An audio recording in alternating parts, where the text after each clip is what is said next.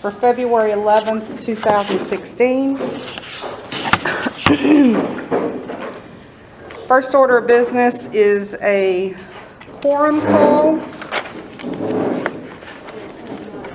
So we'll start. Alderman Tremblay.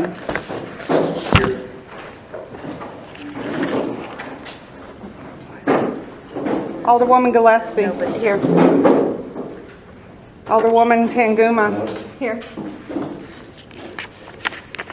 Present.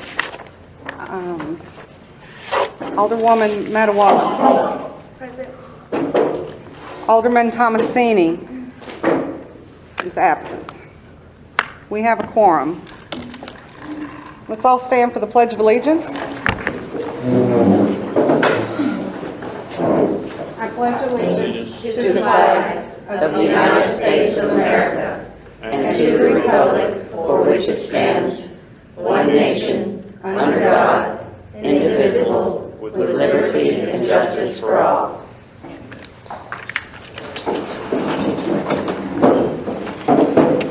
Item 3 on the agenda is citizens to be heard. Do we have anybody who signed up, Charlotte?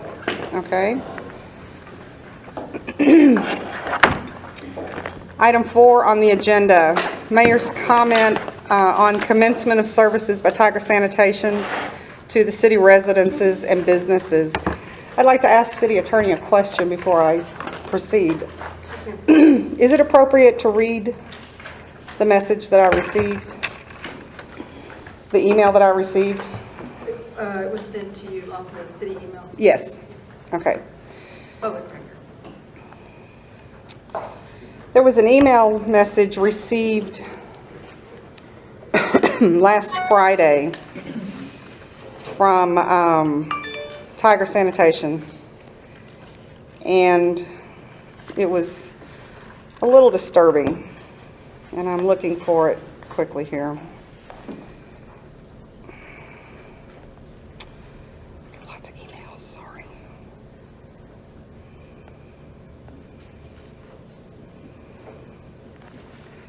Well, I apologize. It's in here somewhere. Basically, there's a resident who called to ask for some credits on their bill, and they presented themselves as a board member. And I can assure you there are no board members other than what you see sitting here at this table. Ms. Recio also then proceeded to make a threat that if she didn't get what she called for, what she asked for, that she had 300 residents who would cancel their accounts and gladly take their trash to the dump themselves. So Tiger Sanitation had called, and they were confused, to say the least, because they thought they had a good relationship with the city. So I just want to assure everybody, if you have a question about anything to do with the city, please ask somebody who's with the city. If you're relying on somebody that's not with the city, chances are they probably don't know the right answer. And as a wise person told me recently at work, their mom used to tell them, a closed mouth never gets fed. So if you don't ask, you don't know.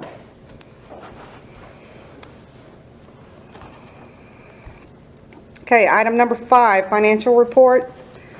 The income and expenses will be reported by City Clerk Charlotte Rabe. Okay, the beginning balance is $148,187.05. A check on January the 5th to Browning Lake RV for the January meeting for $100. On January the 6th, a check for $45.98 to Office Depot. January the 6th was a December service charge of $30. January the 8th, Office Depot printing for $14.55. January the 8th, TML Intergovernmental Risk Pool Insurance for $242.75. January the 12th was a new check order for $78. January the 20th was to BJ Gillespie to reimburse her for the TML meeting for $40. January the 20th to Casan and Ortiz, $1,890 for legal services in November. January the 22nd, TML admin services, that's for Alderwoman Tanguma to go to a TML conference for $240. Total expenses, $2,681.28. January these are the income for January the 5th from the tax assessor, $9,483.68. That's the final for December. January the 7th from the Bexar County tax assessor, $31,518.44. January the 8th from the Texas State Comptroller sales tax, $3,122.10. That's the November sales tax. And January 21st from the Bexar County tax assessor, $10,597.04. Total income, $54,721.26, leaving us a balance of $200,227.03. Charlotte, on the insurance, is that the old policy? That was the old one for the quarter, yes, that was the old one. Okay. I just paid the new one, though. Okay, Yeah. and it's the new rate with all the other Right. coverages. Any other questions? Okay, item number 6 is the consent agenda. Item 1, discuss and consider approval of the minutes from January 14th regular city council meeting. Item number 2 is to approve for payment invoice 1095 from Casan and Ortiz in the amount of $4,930.10.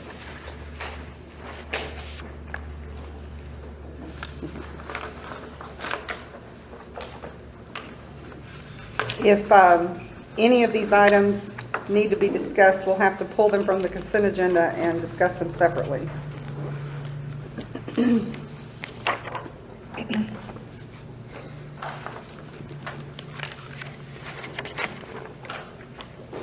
I make a motion to approve the consent agenda as stated.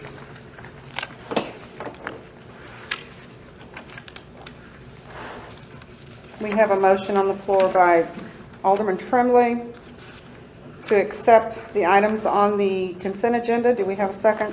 Second. Alderwoman Gillespie seconds. All in favor say aye. Aye. Opposed? Motion passes.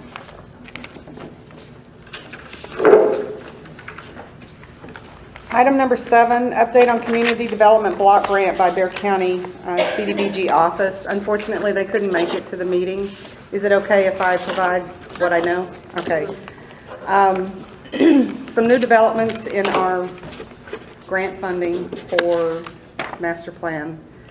The HUD has established new guidelines on how they qualify low to moderate income, and our city does not qualify. And there's a reason why. There is an economic census that's mailed out, and from that you fill in the information pertinent to your income and how many people live there and all this economic economic information. And then, but if you don't reply, they automatically throw you into the above. So we have a communication opportunity. The deadline, I went to a mandatory pre-application meeting in January, I think it was, and that was the day that I found out that we didn't qualify. And so I had a subsequent meeting with the CDBG office last week, and there's a good news, bad news story there. The good news is we don't have to have a master plan. It's not a requirement for a new city. So it's nothing that we have to do.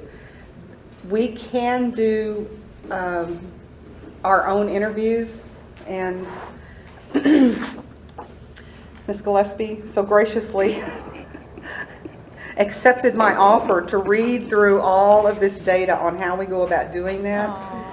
And it's very labor intensive. It's very important that it be done to their exact standards. And the deadline for filing for any project this year is March 31st.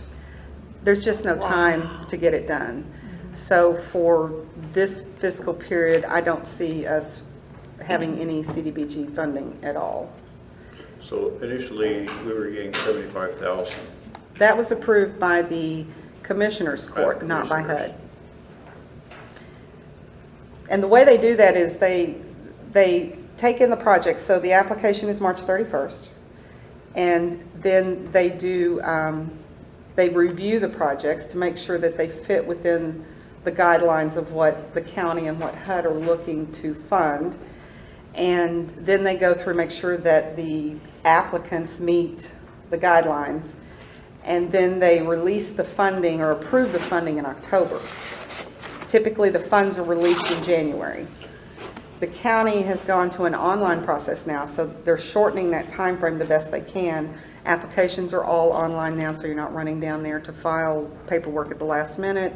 And you have historical information, so, you know, that's the positive side of it. When is the economic survey done? When was that? That was what I was mailed out? hoping that they could come and explain to us, because I asked I that. don't recall ever getting a letter That's in the what I mail said. asking That's what how I many said. people lived in my house and how much money I made. Right, I'm just wondering, you know, we fell off the face of the earth as far Right. as what that survey is concerned. Did the city of Elmendorf itself get one, and possibly we were included in with them, seeing is that we were considered Elmendorf previously? right. Well, what I do know is they do not survey every resident. It's a sample. I don't know how big the sample is. I don't know what response rate they got. Those are the type things that That's what that we I'm, need answers that's to, what I'm because if trying to there's- get them to answer. There's 3,500 people living here, or 1,400 homes. You would think they would do at least 10%. 10%, it's Right. 10%. So Is it 10%? you would think. So 140 people. I don't know if Oh, no. anyone, if anyone has ever gotten a survey, an economic survey. I sure would be interested in knowing when they got it Right, and what the criteria was right. as far as the questions in the survey. Now, there is another change to the program from the perspective of the city as in total does not have to qualify for the low to moderate income. They refer to what they call LMAs, low to moderate areas. So let's say, I'll use an example, and this is the one I kept presenting to the CDBG office. We have an intersection at Water Wheel and Wild Fox where we dumped a whole bunch of material there. We would identify who benefits from that project. It's not the entire city, it's a specific area that's going to benefit from that. The residents that would benefit, if they qualified, then we could submit the project for approval. So again, I still need to know where, if I give you areas, can you tell me, do we qualify based on that? But overall, our qualification rate was at 36%. So they threw us out. And what number are we looking for? 51 or more, 51 or more. yes. And just so everybody knows, the whole census thing is not just for CDBG funding. It is not just for our city. It is how the federal government, the state government, the county government, local government, and businesses determine where to offer services to people. If they don't know what your demographic looks like, then they don't offer you anything. I hear people talking about, I'd like to have an HEB, or I'd like to have cable, or I'd like, this is how you do that, is we need to know who you are, and not you specifically, but I'm just saying, within the community, we need that information. And it's not just us, I say we, but it flows down. It tells them how to staff for schools, where schools need to be built, where roads need to be improved, where housing needs to be developed, those type of things. So it's very important that everybody respond to those when they come out. And again, I'll get more information on it, but that's all I know for now. You're liking my specialties research and survey. There So you I go. can, yeah, so I can do your target and I can do all of the Well, demographic and maps and all Alderman that. Gillespie and I talked about that, and because the criteria is so clearly defined and so rigorous in what they're specifically looking for, and perception in the neighborhood, I don't know that the council specifically, and probably individuals within the community, are necessarily the right ones to do that. I think a disinterested third party is probably best to do something like that. But we'll do more digging on what the requirements Because they're are. very We have expensive, time. I think. Yes. They're very expensive. I Unless know. you can find a doctoral student that is actually wanting to do surveys in this area, Right. so. Well, and in the meantime, if we can find out about the mail out and see when that happens, and then maybe in the newsletter we can Or we could remind people send to do cards, that. we could send those Absolutely. EMD cards, right? The massive mailing where they Right. could just check, and they can just put it back in their mailbox with postage already on it. The survey is a little bit more detailed than that. Oh, it is? It's Oh, not yeah. just a basic No. demographic? No. Okay. It's a very standard form that they publish. Oh, And you wow. can go back and look. I've been online. I spent Saturday, I was so frustrated on Saturday because there are mountains and mountains of data. But if you don't know what you're looking at, it's very frustrating. And I couldn't get the granular data that I really wanted to see, so. So you're thinking about hiring like a writer, a grant writer or something like that? Somebody that already has experience doing that? Until I can get more information from the CDBG office, I don't know what we're looking for. Oh, okay. So, but I just kind of wanted to share what I knew so far on that one. A little disappointed, but we have time to prepare for next year. Okay, update on number 8 on the agenda, update on auditor solicitation, discuss and take possible action. This is from a previous meeting, and no offense to any auditors or CPAs out there, but I did some interviews with 4 of them on the phone, and they're a lively group.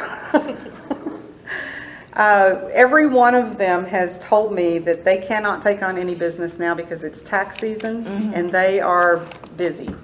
So we will talk again after April 15th. But I did ask each of them to send me an email with, to kind of line out what we talked about and what they offer and what's required, because we don't know. We've never done this before. And I did get one email response. I guess all the others are still very busy. And so he kind of lined out, this gentleman here is from Pleasanton, and he kind of lined out what is required. And in the interviews that I did with him, it's a lot more than just looking at your books and saying, yeah, that adds up, and you've got your check register here, and you've got your minutes, and it's a lot more than that. So he's gone through and kind of written out what the overall audit is. And every one of them in this price range here, he says, we generally do not charge less than $10,000 for an audit, but your case is unique. And he estimates that our fees for his fees for the audit for the year ending September 2015 would cost anywhere from $6,000 to $8,500. So I know that we didn't necessarily budget that amount for an audit, because we didn't know. Now we do. We may have to have a budget discussion in the future and kind of move some monies around. So this is just more informational. I don't think there's any action at this time. I still want to get more information from the other 3 that I talked to, and kind of check what their workloads are, what their prices are. Did you contact any of them? I did. Ms. Kassan sent me 2. I did talk to one of them. The other one, they had like 30 people that you could choose from. And I got frustrated and didn't Yeah, and- follow through on that one. The person I talked with was my CPA, actually. I His did first talk- thing he said was, it's tax time, it's going to be tough It to get is. some That's what money every to one it." of them told me, yeah. So they're really But in big the fish other, right the now. other thing is, there is no urgency, there's no penalty, there's nothing that's going to harm us by not having this done now. But now that we know, we'll make sure that we'll find a CPA or a firm that we can work with and use them on an ongoing basis and kind of keep up with this going forward. So the year would start September 30th, 2014, that year It'd to... be October 1st. Oh, October 1st. 2014. Fiscal year runs October through September.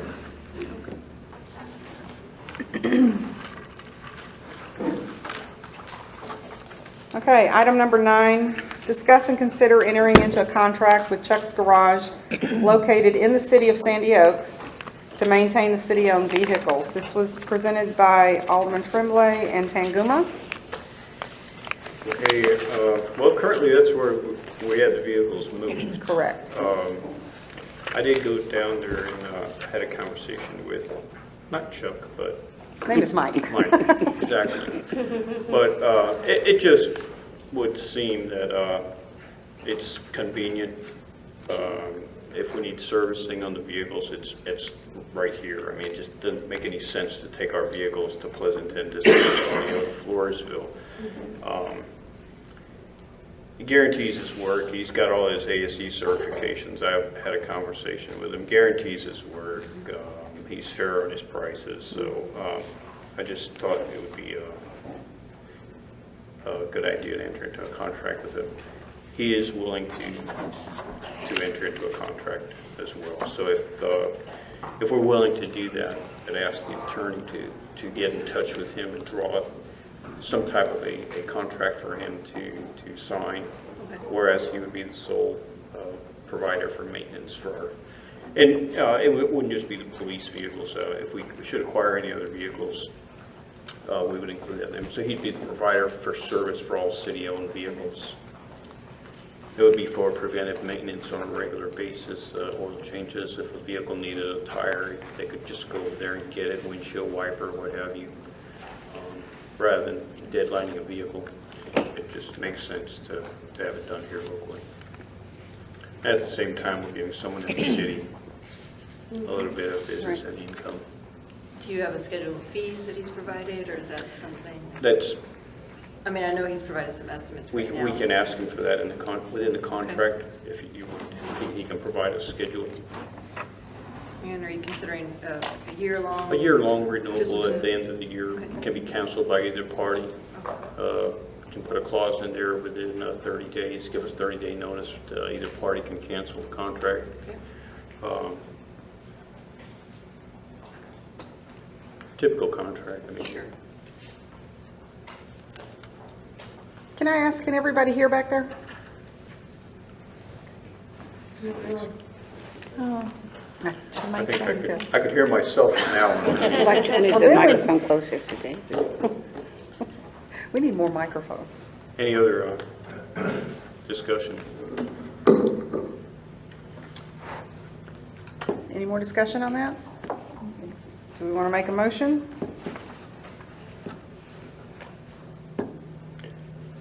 I'll make a motion that we enter into a contract with Chuck's Garage to service city-owned vehicles. I think I'd like to clarify one thing on that.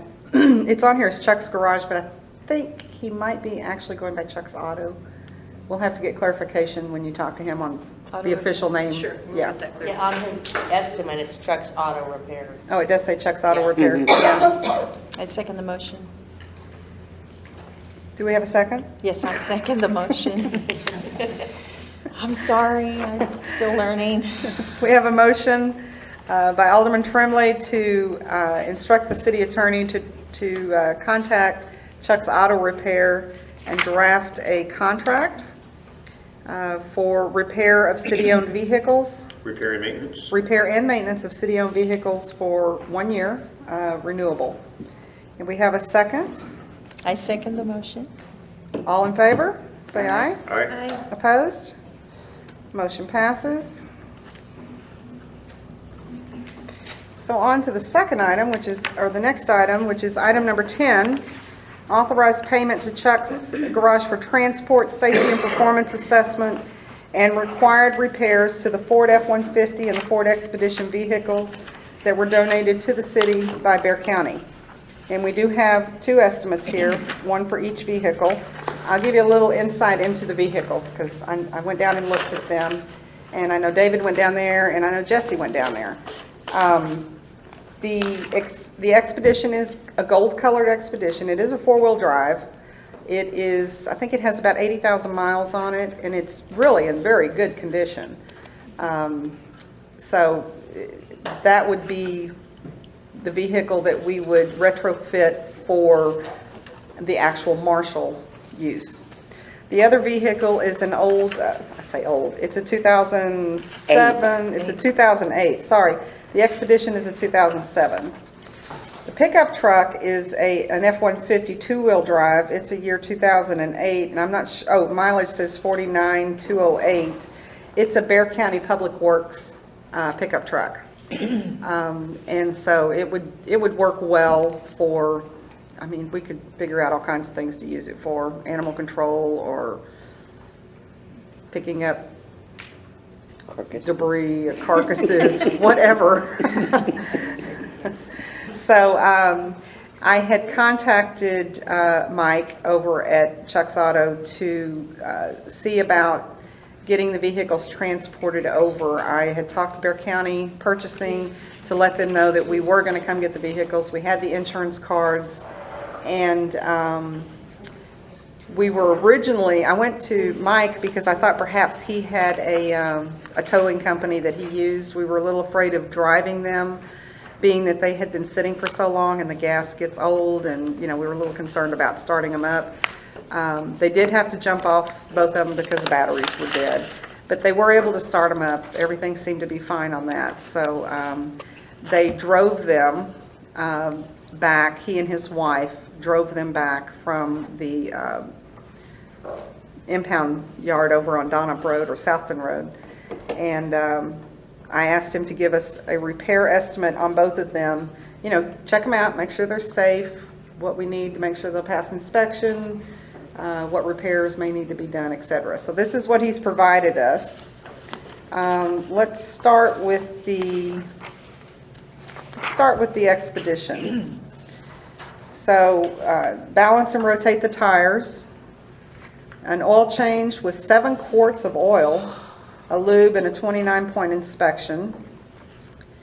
Needs wiper blades, 2 in the front, 1 in the rear, a set of front brake pads, and 2 front brake rotors, and then to set the rear brake pads, a fuel filter, an air filter, 2 heater hoses, some coolant, and flush the system, and the transport of $40 to move it from the yard to his location, for a total of $941.55. On the pickup truck, the 2008 Ford F-150, it needs a coolant reservoir, and it needs coolant. It needs a battery, a fuel filter, 2 wiper blades, and this other item on here, he's offering it to us. He has a fairly substantial, I can't remember the brand on it, but it's one of those in-bed toolboxes that he would offer to sell to us for $150. I think he said they retail for about $400. So that's an option on here if we needed it. And he does have the keys to it, or we could always change the locks out on it, but for keeping things in the truck for use, it might be beneficial to have that. So that's an option on this one. But with the toolbox included, we're looking at a total of $656.61.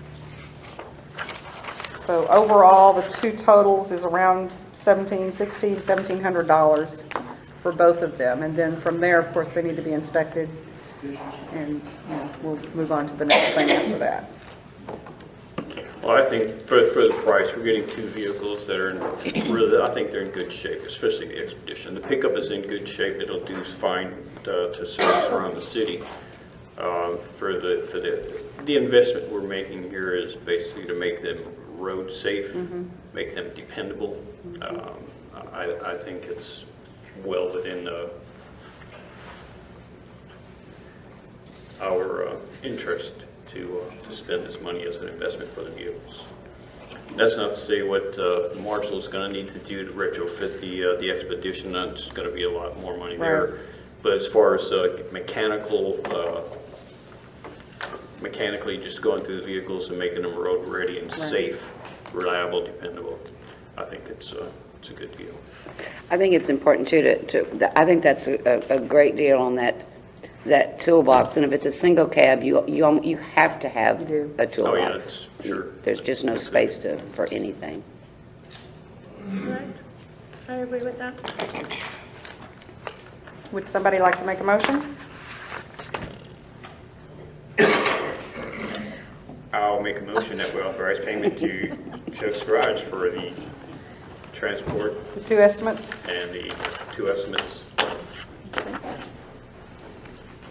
Okay, we have a motion by Alderman Tremblay to approve the estimates for payment to Chuck's Garage for the two city vehicles. We have a second? I second the motion. Alderman Tanguma has seconded. Any more discussion? All in favor say aye. All right? Aye. Opposed? Motion passes. Item 11, authorize the city clerk to apply for title transfer, registration, and inspection of the city vehicles. Again, the Ford F-150 pickup and the Ford Expedition, and render payment for the same. I started working on the title applications. I'll continue to finish those, Charlotte, and then it's going to require one more signature on the actual application. I work near there, so I can run it down to purchasing and have them sign off on that. But of course, this is the next necessary step that we've got to do. But we will be getting exempt plates on both of the vehicles. The pickup already has them, but I don't know if they'll transfer them over, but the Expedition does not, but we'll get exempt plates on it as well.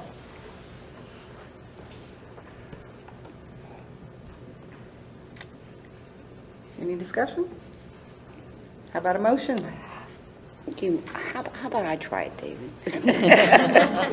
I'd like to make a motion to authorize the city clerk to apply title transfer, registration, and inspection of the city vehicles, a Ford F-150 pickup truck, and a Ford Expedition, and render payment for same.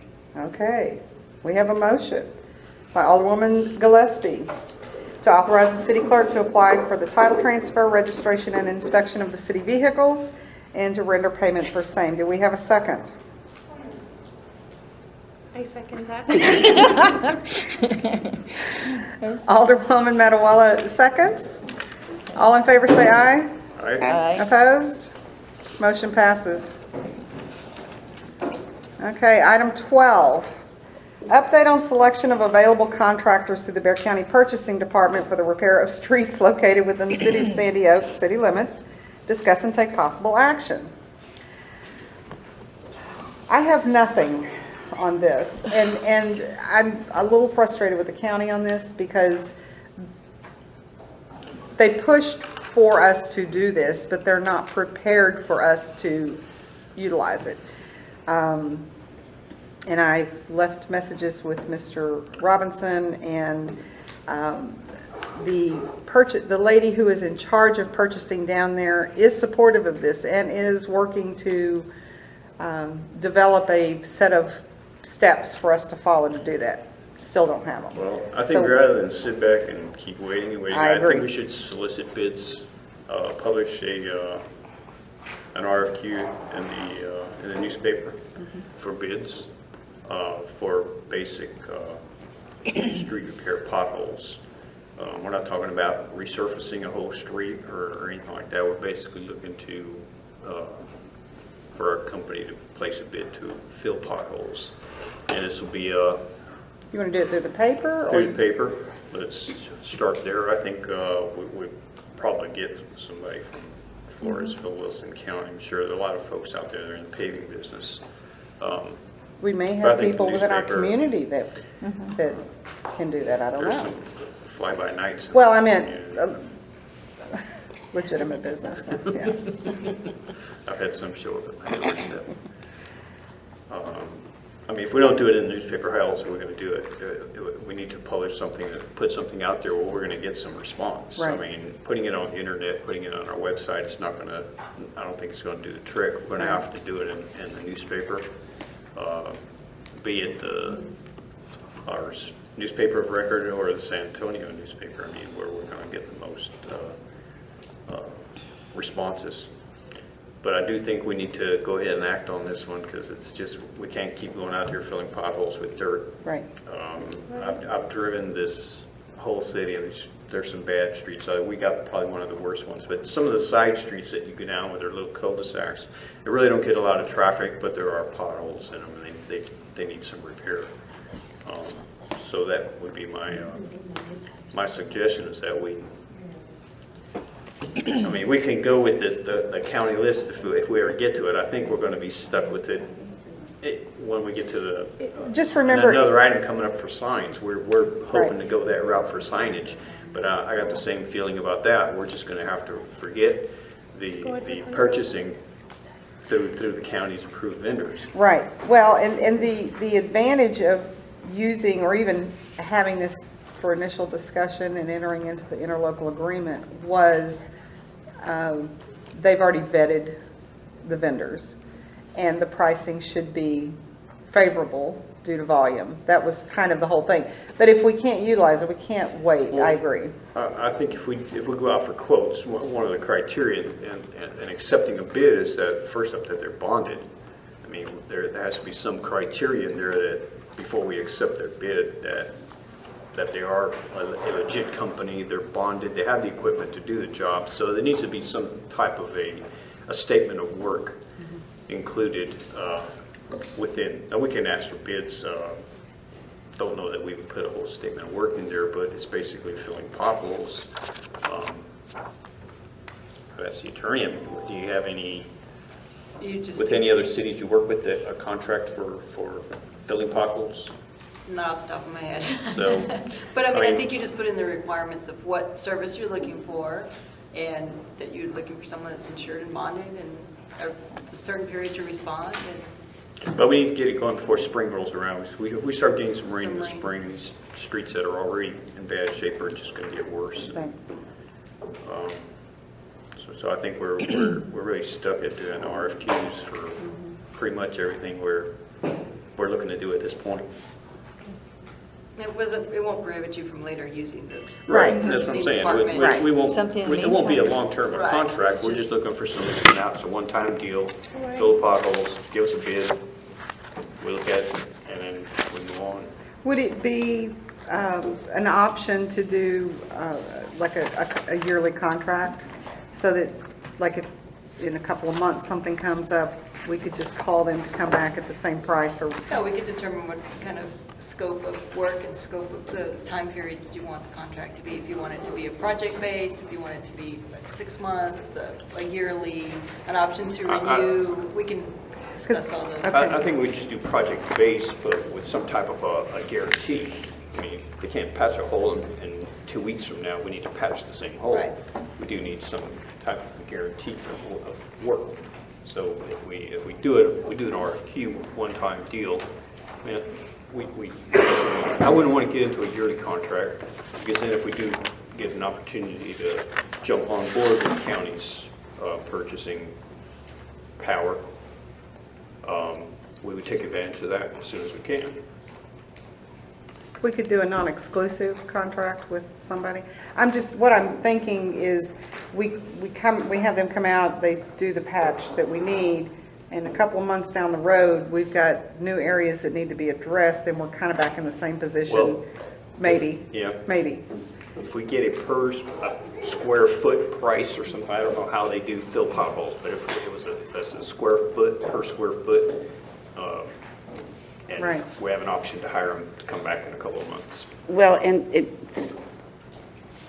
I think since this is our first go at it, it's signing a year contract, I would rather have it a one-time deal. Project. If their work holds up, then we can look at a year contract.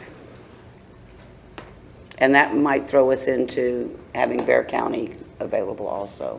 So are you thinking that, how are you envisioning identifying where the repairs need to be done? Are you going to ask them to assess everything and come back to us and say, With the price. here's what I think Sure. needs to be done? Okay.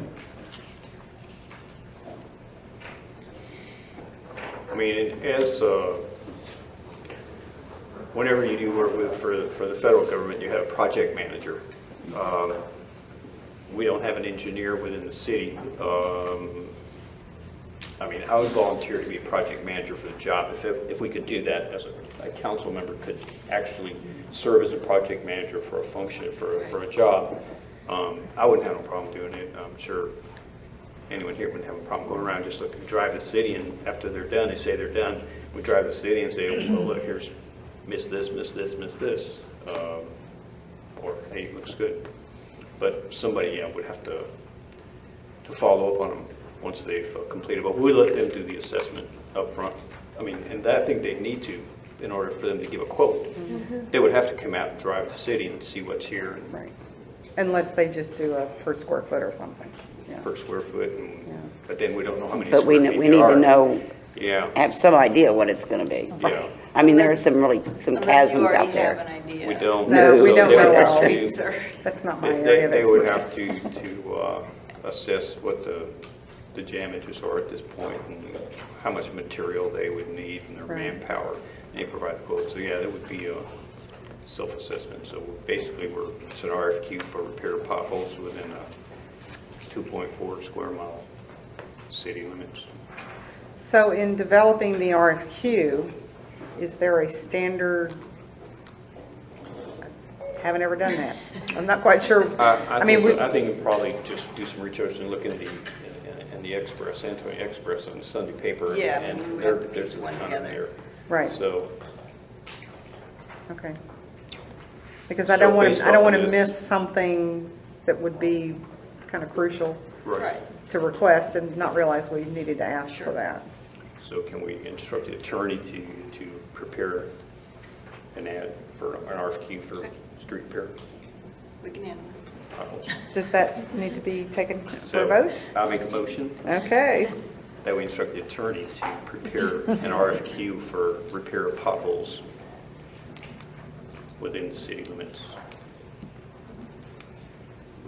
Do you want to just leave it at potholes, or do you just, I think so. Potholes. Yes. do you consider the edge of the pavement a pothole? I think they would. That's still a Depends, pothole.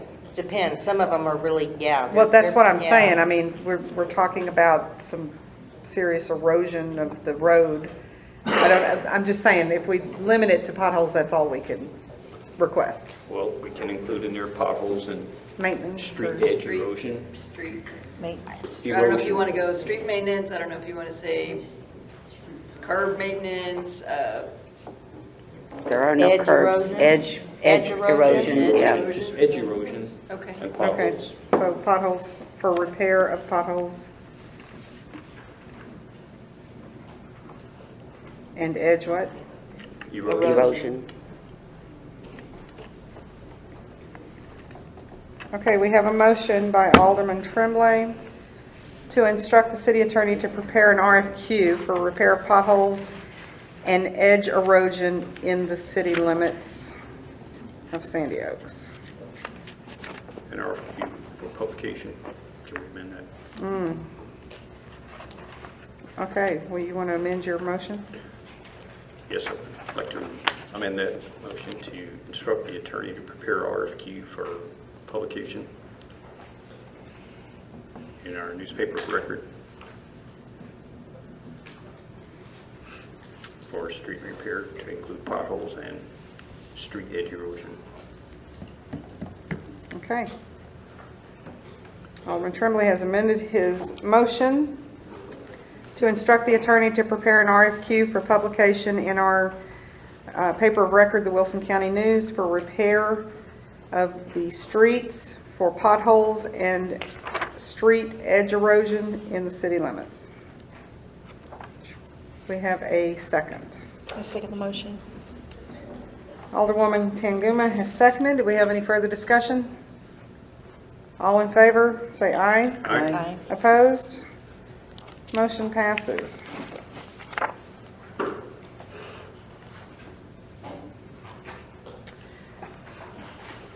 Do you have an idea, Ms. Ortiz, or Ms. Hassan, how long you think that might take to put that together? We can get it to you within the week. Okay, perfect.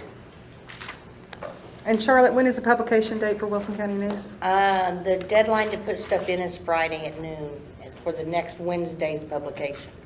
You think that's, well, it won't be this Friday, but Right. next Friday, yeah. think we You can. think that's doable? Okay. Okay, item 13. Probably should have moved this one ahead of it, but that's okay. Discuss, consider, and approve an interlocal agreement with the with the Local Government Purchasing Cooperative. This is through the TML. We are a member, costs nothing to join. It's very similar in scope to what we did with Bear County. This is a standard interlocal agreement that they put out, so there's nothing, Ms. Kassan, you didn't see anything I that didn't caused see- you I any didn't see grief? anything that would cause us any grief. Okay, good. And I will let Alderwoman Gillespie speak to this because she actually did some of the research on this, on what actually they provide. And it was quite an extensive list of things that we could purchase from. This is this one here?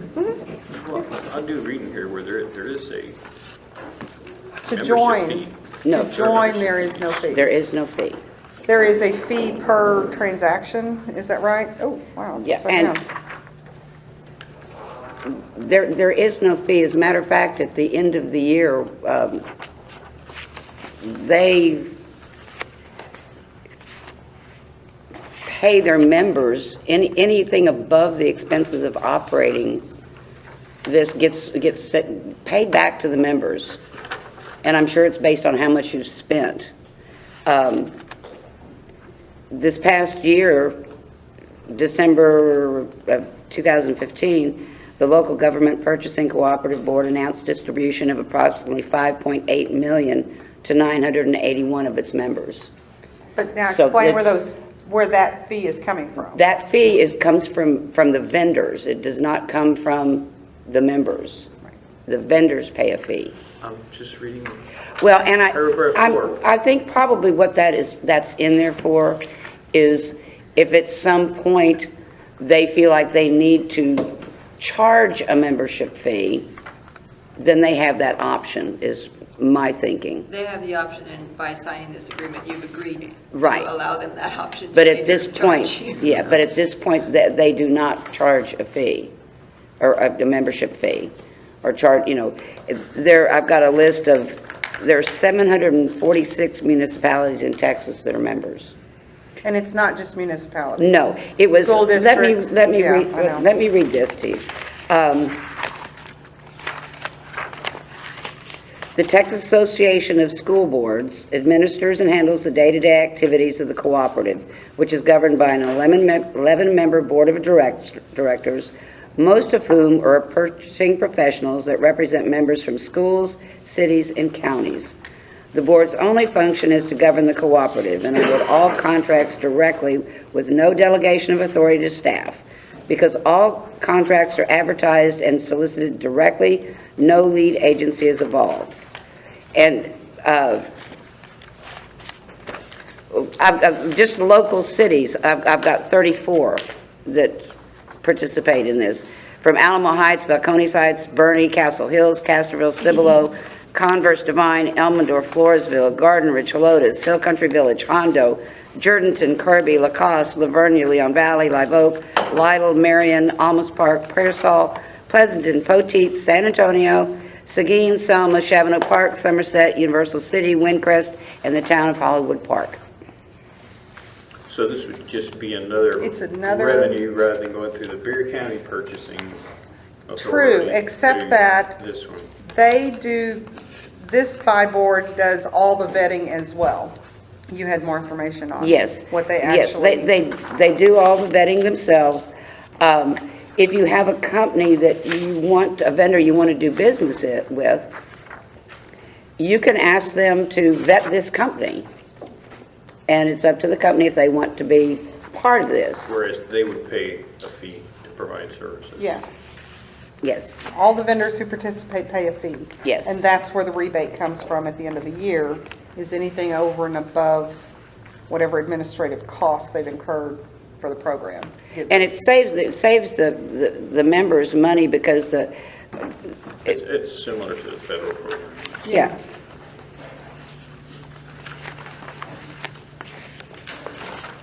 And these are all listed the vendors here. That is some of the vendors. I printed that partial. out and highlighted some of the things that they offer just from their website. A lot of it doesn't apply to us, but there are things like cold mix asphalt, something we could use. Auction services on surplus property, grounds maintenance, public safety supplies. There was one in here about the signs, the traffic signs and stuff. That's also something that's available. They also put out an online catalog to where you have one person who will be, it's the only person that can actually purchase on there, you know, member of the city council. But all of the members of city council can be on there to look at that catalog and see what's being offered at that time. They also have a list of proposals and contracts that they're working on to where you can join in with that contract if it's something that you need and get the better price on.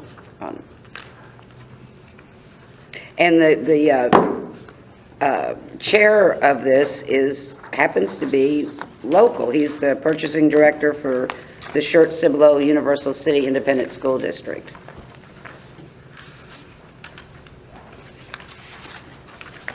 The cooperative is governed by an 11-member board. 6 trustees are elected officials or employees of schools. 3 are elected officials or employees of municipalities. And 2 are elected officials or employees of counties.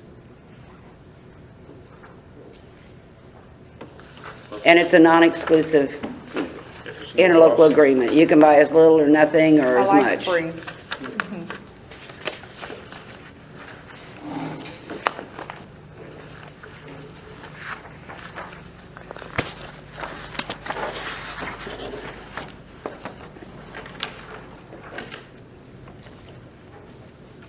If there's no more discussion, I'll entertain a motion from the floor. I'd like to make a motion to approve the interlocal agreement with the local government purchasing cooperative. Okay, we have a motion on the floor by Alderwoman Gillespie to approve the interlocal agreement with the Texas, approve the interlocal agreement with the local government purchasing cooperative. Do we have a second? I second the motion. We have a second by Alderwoman Tanguma. Do we have any further discussion? All in favor say aye. Aye. Opposed? Motion passes. Okay, item 14, update on signage for the city of Sandy Oaks. Discuss and take possible action. This is a returning item from previous agenda by Alderwoman Gillespie and Alderman Tremblay. I think now that we can utilize this, I think we'll postpone this for I- another month well- or so. And let's do some, Wait. okay. But wait, there's more. I think postponing the street signs, yes. We've got 3 stop signs that are missing. And I think that needs to be addressed. Now, correct me if I'm wrong, according to the local government code section, Safety issue. pardon? It's a safety issue. Yes. We don't have to get, Do we have a vendor? yes, we do. Yes, we do.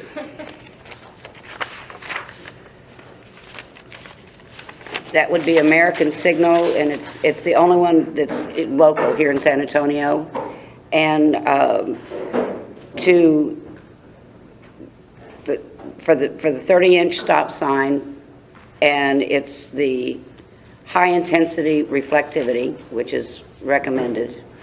To install them, it's $185 a piece. That's installed? That's installed.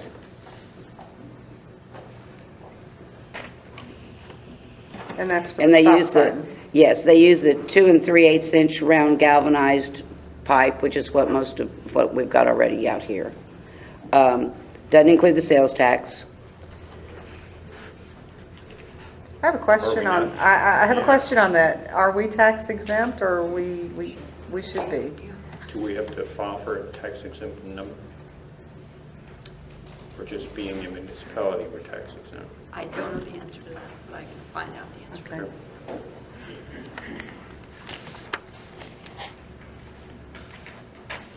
So what other signs besides the stop sign did you see as Well, being, just those 3 stop signs. Okay. Just And those- where are they? The one is at Opportunity at Hickory Shadow. It's the south end of Opportunity. It makes like a loop, and there's no sign or post. Both ends of it are on Hickory Shadow. Opportunity and... Hickory Hickory Shadow. Shadow.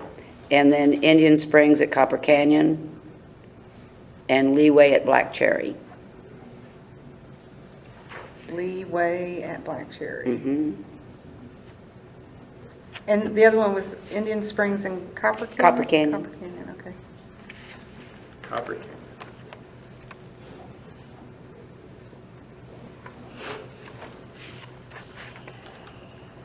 So is that the only pricing that you got for signs, or do they Well, offer there- some of the others? No, there's pricing for the others. So far as the street signs, what they've gone to, what we have out here is a 6-inch high sign with 4-inch lettering. This company has gone to the 9-inch high sign with the 6-inch lettering. So I don't know, down the road if we want to stick with that, or if through Bear County, we may be able to, because Bear County still uses a 6-inch sign with the 4-inch lettering. So we may want to stick with what we have. I've got a list here that they provided. The yield sign is the same price, if the yield as opposed to a stop sign. Do we have yield signs? There are a couple. Some of the, and I'm not sure why, some of the cul-de-sacs have a yield sign, and some of them have a stop sign. And I can see no difference in the depth of the cul-de-sac, or if it was just someone's whim, or what they had on the truck, is probably what it was. But it's not because one cul-de-sac is deeper than another, that's not it. That determines that. I think in our situation, I think stop signs, if, we're gonna replace, I think stop signs would be better anyway, because they're only gonna yield anyway at the stop sign. Speed limit signs, we get to that point. We need those at 24 by 30, and again, it's the high reflectivity. The price for the signs is $45. Installed, it's $180.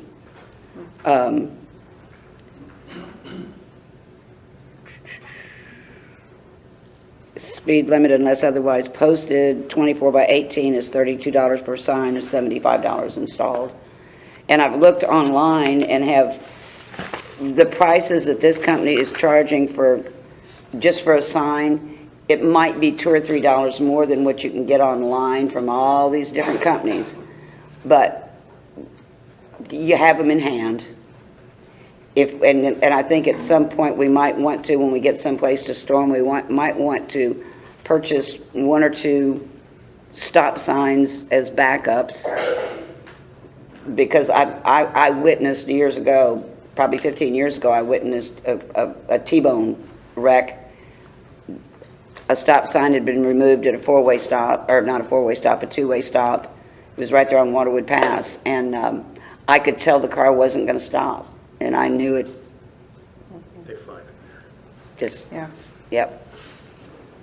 But I think it would behoove us to have some backups, just in case someone decides the stop sign looks better on their bedroom wall than where it is. So we should have no problem dishing out about $600 to About get these $600. signs replaced. Yeah, I think those are important. Any other discussion? Okay, I'll entertain a motion on this.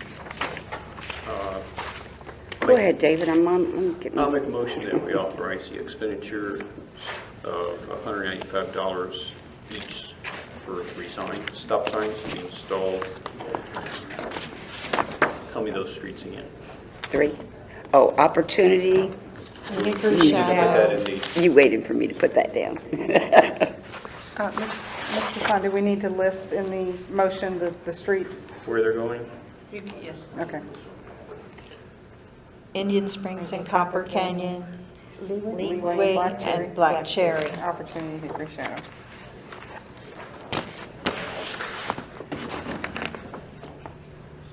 Are you done? I'm done. Mayor, are you authorizing any additional stop signs? No. to have? Just Just those, these, those just being that these. they're a safety issue, and the rest will address Okay, through the purchasing co-op, got it. hopefully. So we'll wait for it. Okay, we have a motion by Alderman Tremblay to authorize the purchase of 3 stop signs for $185 installed plus tax for the following intersections: Opportunity and Hickory Shadow, Indian Springs and Copper Canyon, and Leeway and Black Cherry. Do we have a second? I second. Alderwoman Gillespie seconds. Any further discussion? All in favor say aye. Aye. Opposed? The motion passes. Okay, item 15, discuss, consider, and approve the solicitation of bids for the mowing of grass and overgrown vegetation along roadsides throughout the city within the city of San Diego city limits. This is brought by Alderman Tremblay and Alderwoman Matawala. Okay, it's no secret that the grass is growing along the side of the roads. Come springtime, it'll be even worse. So basically, I was just trying to get the ahead of the game here. If we can get the RFQ out now and be ready for probably, this is January, February, so March, April would probably hopefully be ready to have them go out and roll in April.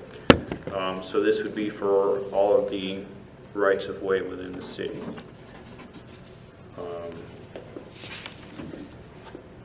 And I believe there'll be more to follow that kind of addresses this, but that would be the, this would be a resolution, this would just be an RFQ. We're not doing an ordinance or anything. This is just a request for an RFQ, correct? I think so, but I think, are you looking for a one-time or are we looking for a contract? We're looking, this would be for a yearly, I think. An annual contract? Annual contract, right? Yes, this probably, it probably need to be done every 2 or 3 months. At least, yeah. Yeah. Is this, let's take Waterwood Pass. Waterwood Pass? Yeah. Both sides of the street? Okay. Most people, I do, and most property owners that actually do mowing, go all the way to the street. And whoever doesn't, Yeah, then that's the the problem. tractor will get it. Well, So we can't make people mow the grass well, on the right way. I can't remember if it was Columbus, Texas, but they have a city ordinance that requires the property owner to mow to the street. And this is going to end up being a lot of money for someone to come through and mow and be mowing areas, the majority of which are already mowed, because most people mow to the street. But then you also have a situation where you have vacant lots and nobody's tending to those anyway. I think the tractor runs down the street with a shredder on it. It's not going to take them no time. They'll do it in a day. I don't think it's going to be that much. We're not that large a city. I think a tractor with a shredder on the back, 5-foot shredder, Are they going to pick up all the paper before they shred the paper? they will not pick up paper. No.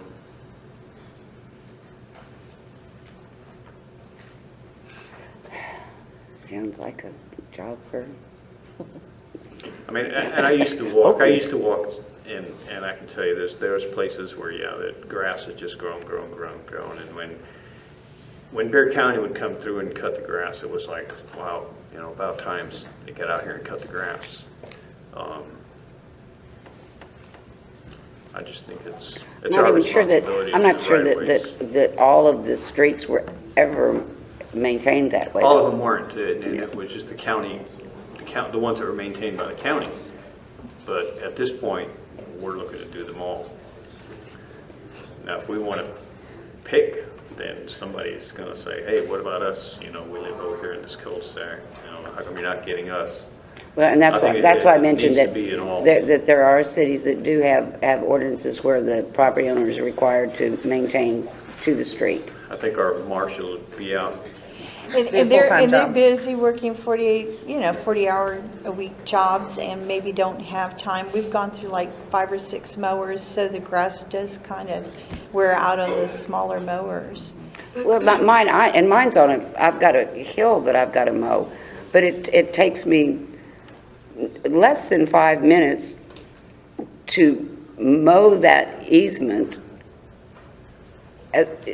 It's only less than 5 minutes more to go ahead and mow it, and my yard looks better than if I go, okay, well, that's not mine, that's the city's, and leave that grow. I think if you drive around, you'll see that a lot of people, that's what a lot of people think. So that's not mine, I'm not doing it. It's possible that they got used to the city coming through and mowing, Well, and then they it was just, very few streets they were doing. They were Oh. doing Mathis, Waterwood. Waterwood, a couple of the side streets they'd catch just because they were going to drive across to get the other side. But they weren't coming in my cul-de-sac. I don't. So I think it'll be interesting what the price is to do all those streets. I just think it's a one-day job. A tractor could go through. I think they could do the whole thing. No, the county would come out here and they'd spend a couple of days, but they'd come out. They wouldn't show up till 10 o'clock in the morning, and at 2 o'clock in the afternoon they were gone. So it's not like they were out here trying to make a buck. I mean, they're out here trying to spend a buck Yep. at the Bolero and eat breakfast or what have you. But I think it's got to be an all or none. Maybe we give it a shot, do it the first time around, see what it costs.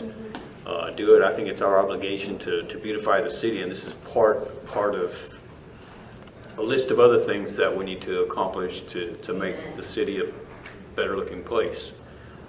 So I think that's our intention, is to I take agree. a step to beautify the city. I agree. I agree. Well, then anybody got a motion?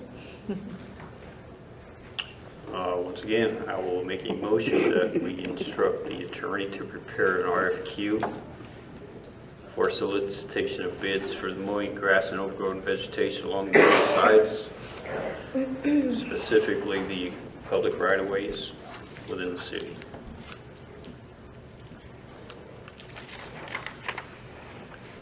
And it's it'll be a one-year contract. You want any renewal option?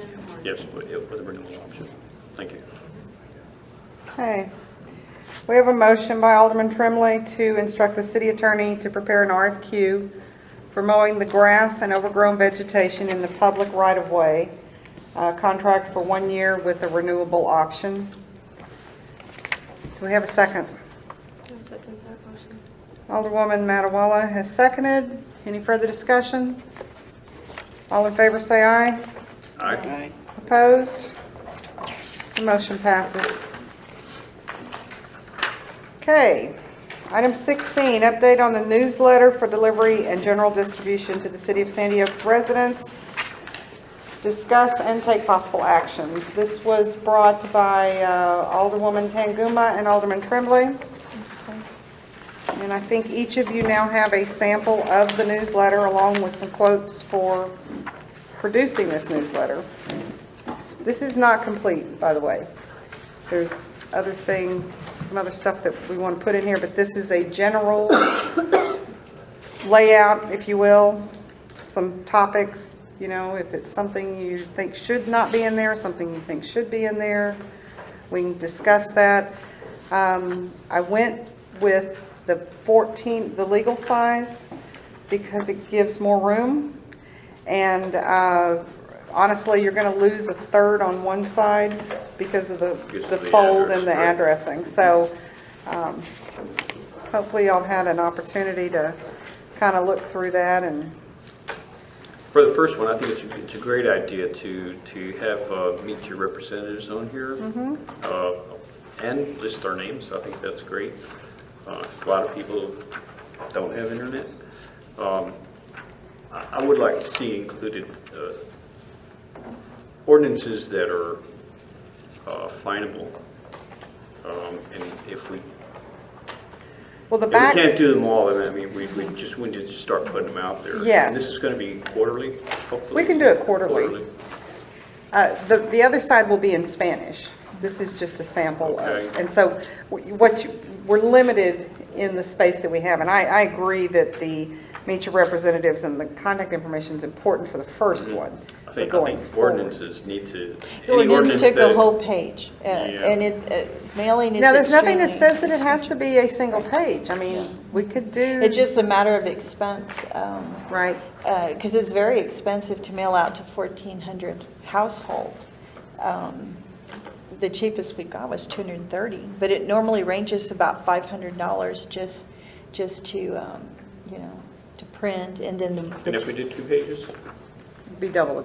it'd be back in The front. postage would not be doubled, The but postage would the be. The postage- printing and the supplies would be. I think the postage is probably the most expensive that you really can't, but we came up with some pretty good prices for printing and actually,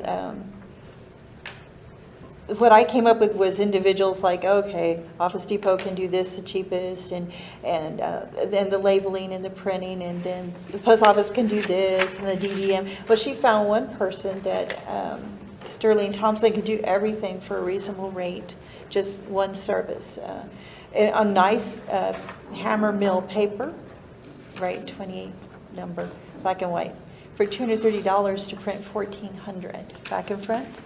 And that's very good. And $80 for the mailing service, the listing, the cleanup on the list. And that's the most problematic, was the labels were just $50 by themselves, just to buy, and then the printing was extra per label, Well, it added up. This particular bid was the most economical, $80 to do all of that. And then the postage was $315. And postage runs very high. But I specifically explained what we were doing with this, and it would be more of a bulk mail. Right. Right. And so the price for postage is, he's approximating it at 23.8 cents per piece. So that's a lot less than Right, stamps. it is. It And is. the nice thing about Thompson Print and Mailing is that they do it all. You give them the graphic, you give them the list, and they Thank you. bang them together and they Thank do you. it. And you don't have to do anything. Otherwise, we would be printing and I've done it folding I did it and- the other way, and it's very laborious if you can find somebody that can actually give you a great price. right. It's great. I'd just like to see us squeeze in the ordinances that are actually legal and by definition. Well, What is illegal to do in the city? and here's a dilemma that we're faced with. I know what it is. See, you said. We need to ensure that every one of our ordinances that carry a fine or a penalty have been legally published in the Wilson County News, or they are not legal and binding. So Understood? that's one of the issues. I'm just saying, I would like to see it publicized. Well, this is just the And- first one. This is just the first one, is kind of what I was thinking, trying to hit on some of the hot topics. And then for the next one, we should have some of those other things lined out. In line with when they're published, and then reinforce that publication.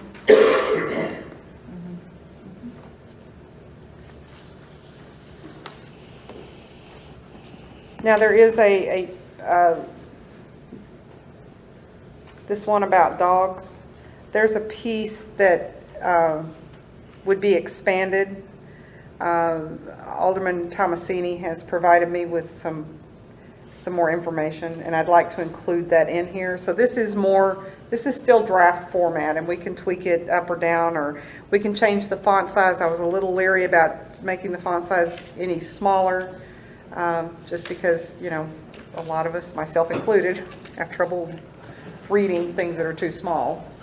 But I wanted to make it, be able to put some things in here that I think a lot of residents are most curious about and asking the most questions about. So it looks like overall, if we went. So the total cost? Well, that's what I was going to do. Yeah. So for printing the brochures, and what we did is we estimated 1,400. We have a list that we can provide them that's for about 1,315 or 20, something along those lines. But we would go ahead and go with the 1,400, so we would have some to physically hand out, not mail everything. I have them mail and then hand us whatever is left. So for 1,400, it was $230. That's 8 by 5. I'm sorry, 8.5 by 14 tri-folded, on the 28-pound hammer mill paper, black ink only. Didn't see a reason for incurring anything on color on that one. It's $230 for the printing. Preparing the mailing services, which is the address, clean up the list, make it ready for the post office, is $80, plus postage. And I've estimated the postage to be about $315.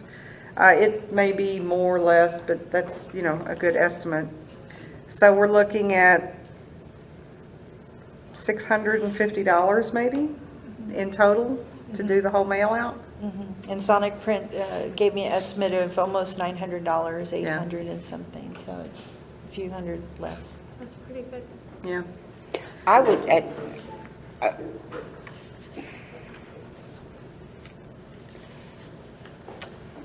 I would almost rather see it be 2 pages and For the first one? for the first one, to give more information More information, I out. agree. I agree. No, I You know, and agree. maybe, you know, in the future, it may not be able to be a 2-page, but I think in this An first initial one, There is a lot to share. there's an But I awful, wouldn't awful change lot. this at all. This is great. Yeah. Just I- keep I like adding. this the way it Yeah. is, and if we could just do another page, and then we do the Spanish on the Right. back. Mm-hmm. I actually have pictures of you all, they were so. No, no, no. Yeah, don't No, need no photos, pictures. No photos. hang it in the post office. But if we could do the second page, and I hate to just, you know, keep putting it off. I like to get things rolling. If we could get another page and put some of the important issues. We that we're added gonna some get things ready today. to mow grass, that we're going to do this or Yes. whatever. Some of those things, reminder, don't leave your trash can out in the street all Right. day. We didn't mention That could- anything about the marshal here and the car and the vehicles. Right. The vehicle, too. I'd love to So see I'd love to see the that in vehicles. there. So The if we could- signs, if we all could that. do that, and then maybe you just go ahead and sign off on it, and let's get it out. Okay, and I can get another quote. If we can maybe approve a rough number on this. I mean, if we assume that the printing is going to be twice what it is, postage should be the same price, I think, for 2 pages.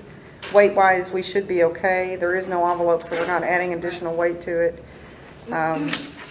And the list and the list is the same, so I think we're looking at 460. And there might be a little bit more so far as them having to, Sure. you know, Staple it. yeah.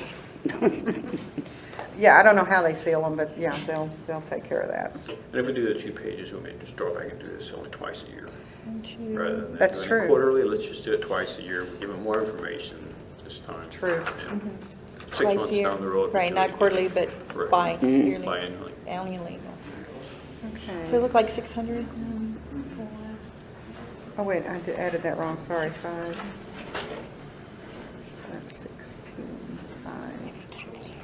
Looks like about 865, why don't we say $900? Does that sound, Make it 1,000 and that way you're covered. I mean, that would, that, if we come in under what we spend, that's yeah, even better. that's even better. I like that approach. So $1,000. So a not to exceed. I bet I can make that happen. And it's a bargain for accurate information getting out to people. True, true. So, Alderwood Entanglement, can you say within the, what kind of timeline do you need to do another page? We'll have it by Well, next her week. and I With are the- going back and forth with it, so probably another week, maybe? Yeah, And then we we can do it within the could week. And then email it to you you're so you doing can the Spanish visually. version? Oh, well, I would Oh, like you for her to want- edit oh, it. okay. Yeah, I can do it. We've done it, and it Okay. looked all right, Yeah. the Spanish No, it side. So looks we just fine. need for her maybe to edit it, just another reader. So if we could We can get it out before the next meeting, that'd be great. Oh, absolutely. And then, we might fill some seats in here.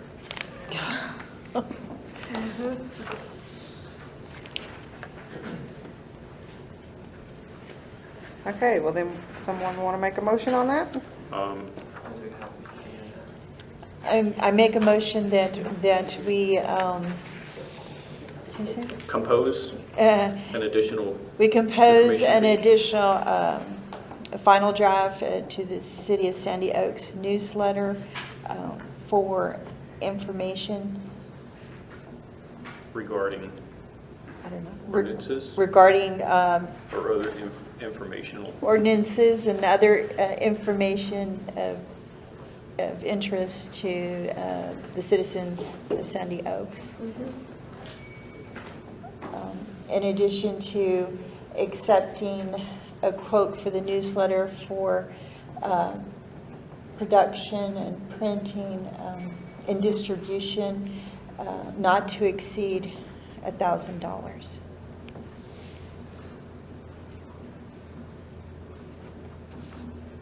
Okay, Mayor, authorizing the expenditure up to that amount? Is that- Yes. Great.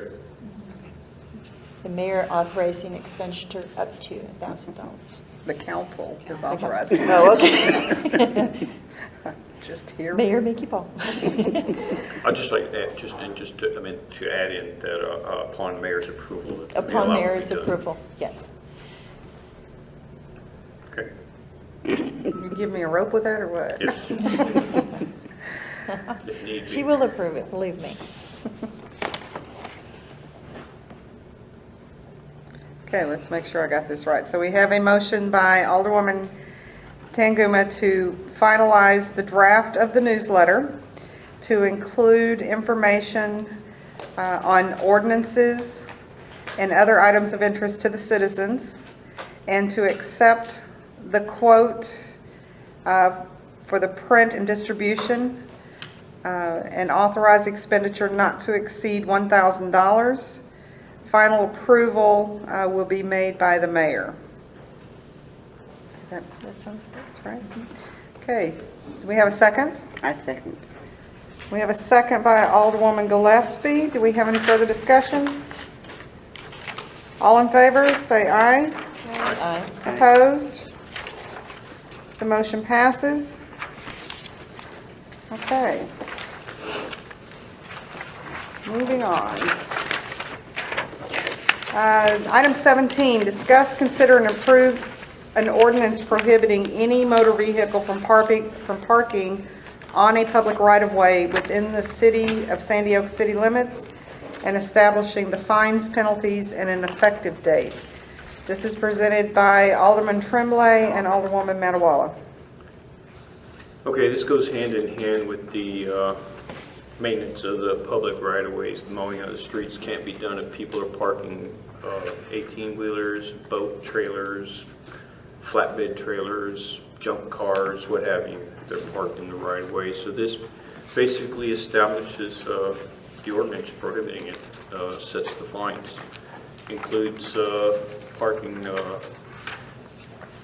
boats, trailers, not just motor vehicles, but any, I would say any wheeled vehicle, whether it's occupied or not, and sets time limits on how long it'll be parked there before it's considered abandoned or illegally parked. So I've read the ordinance, and seems to hit the nail right on the head. I think what's also important in that is, we've just agreed to put out an RFQ for road maintenance. And some of the vehicles that are parking on the sides of the road are the ones that are creating the damage to the edge of the streets. This was one little, I don't know that we need to put it in there because we are addressing that you can't park there, but in section 2 of the ordinance, the section A there towards the end, it should be unlawful to, and an offense for any person to park a motor vehicle, trailer, utility trailer, recreational vehicle, camper, boat, watercraft, equipment, or apparatus on a street, road, or public right-of-way within the corporate limits of the city, or to park or leave standing any motor vehicle, trailer, utility trailer, camper, boat, watercraft, and so on, in such a manner as to impede the safe traffic flow Right. or prevent maintenance from being done. Can that just be removed? Can it just be or apparatus within the city limits? Because otherwise you're going to get an argument from people. Right, well, saying that it I'm wasn't. for- And that's I'm why I wanted, safe. and that's why I thought we'd just add in there, and that's in the city limits in such a manner as to impede a safe traffic flow or prevent mowing of grass in the right of way. Or, I'm like you just say, leaving, period. We just do the, yeah, or apparatus within the city limits, and we take out in such a manner as to impede safe traffic flow. We could just scratch that last little and approve it as such by just striking in such a manner as to impede a safe traffic flow. So it ends at within the city limits. Thank you. Good catch. One is to add specifically 18-wheelers. No, and I think because we've got We've parked got- motor vehicle, trailer, utility trailer, RV, blah, blah, blah. So a motor vehicle is an 18-wheeler. So I think we covered that. So basically, we need people to park them in their yard. I saw an RV the other day, someone's living in it, parked on the right of way. That's good. Just for clarification, this only deals with vehicles, et cetera, parked in the public right-of-ways and not any junked vehicles on private property. That's a Right. separate issue. Right, I think that's so- another one under a nuisance. Yeah, Right, so that's exactly. just, I just wanted to make sure we're on the same page. Yes. We specifically just focused on public Right, right-of-ways this is on public one. right of way only. Correct. Under section 4, the penalty, is that a standard penalty? Yes. Okay.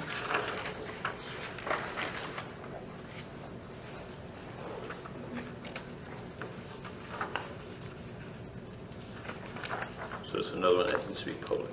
Absolutely. They may have to do a special edition just for us. And just as a reminder to Charlotte, if you could get an affidavit from the publisher Right, that it right, was right. published, that way we can have a record in your office Right. for each one. Okay. So I make a motion that we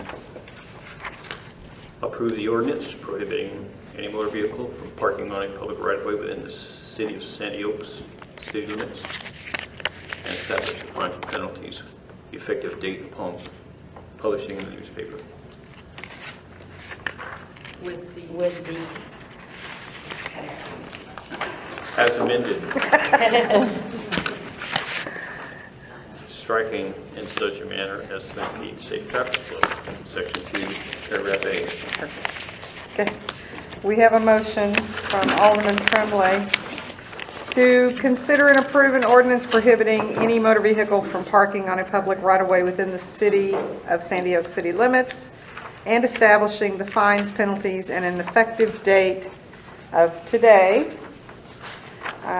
with an amendment to section 2, paragraph A, removing the statement at the end of the paragraph that reads, "in such a manner as to impede a safe traffic flow." Mayor, if I may, Yes. effective date upon publication, Upon because of the publication. motion. Publication, you're correct. We'll do that again. I That's forgot what I because of the said. fine. Oh, I didn't write that down. Okay. So, Alderman Tremblay has made a motion to approve an ordinance prohibiting any motor vehicle from parking on a public right-of-way within the city of Sandy Oak city limits and establishing fines, penalties, and an effective date upon publication. And also to amend section 2, paragraph A, to remove from the end of the paragraph, "in such a manner as to impede a safe traffic flow." We have a second. Alderwoman Matiwala has second. Do we have any further discussion? All in favor, say aye.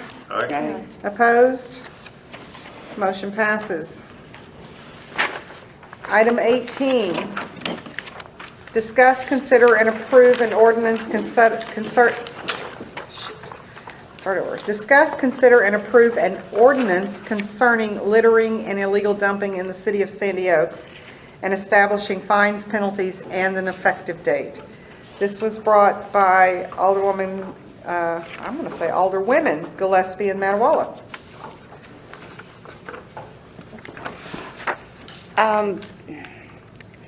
Basically, what I was thinking is, I would like this just to mirror the state law. And the Texas Health and Safety Code, Chapter 365, it's 3 pages. It breaks it down, what's a Class C, Class B, Class A misdemeanor, what's a state felony. Litter is generally considered anything under 5 pounds or 5 gallons of liquid or gellous material.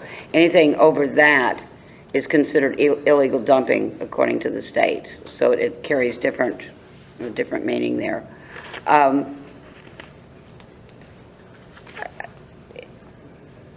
Any thoughts on that? To just have it mirror the state? I think it's a good idea. You need to have that for the city. Well, in drafting this ordinance, I mean, you took into consideration state statutes as they're written. So I don't think there's anything wrong with this ordinance. I mean, I agree with what you're saying, but I don't see anything wrong with this ordinance as written. It defines junk litter, junk autos, not running If it's autos. So thrown out of the back or it's dumped out of a vehicle, it's litter. Sure. Yeah. Yeah. We specifically only referenced the penalty for ordinance violation, a Class C misdemeanor. It didn't address any other higher penalty. But we have quite a number of instances of things that weigh over 5 pounds. And I think you have a separate, correct, a separate dumping ordinance that was adopted as part of another. Well, there's a health and sanitation Right. one that we, Yeah, but I don't think it addresses that. I don't have it printed, but I believe there's a provision in there that talks In that about health and- dumping in that particular Oh, you know ordinance. There is. The fine is huge, It's the change in state law that just occurred. $4,000. What is it? The fine was increased in the last legislative session from 2,000 to now 4,000. We can take the language from the other ordinance and combine it with this one, make it all together. You have it separate now under the sanitation ordinance that you have now. To have the littering and dumping together may make more sense, but it's entirely up to you. littering and dumping is probably 2 different, Yeah. yeah. But And- do you think this fits well with the health and safety ordinance? I think health and safety is another issue. I think this is addressing more, again, going back to cleaning up the city. Health and safety gives us a right to go in and do something because it is a hazard to health or safety or endangers life. Littering does not endanger life, it just... I can tell you that there are two